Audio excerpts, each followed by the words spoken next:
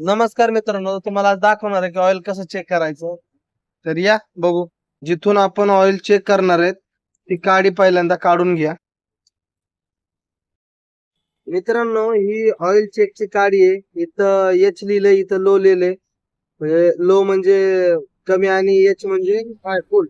तर कधी पण एच पर्यंत ऑइल पाहिजे आणि कमीत कमी एलच्या खाली जाऊ द्यायचं नाही. मध्ये असलं थोडंफार तरी बी चालेल. तर मित्रांनो, तुम्हाला दाखवतो चेक कसं करायचं. काय काय पोरं काय करतात, ही जी आट्या येतात हे परत टाईट करतात खोलल्याच्या नंतर आणि मग ऑइल चेक करतात. तसं करायचं नाही. हे फक्त ही जी काडी आहे हाय अशी बुडवायची आणि बाहेर काढून घ्यायची. ते तुम्हाला दाखवतो आता.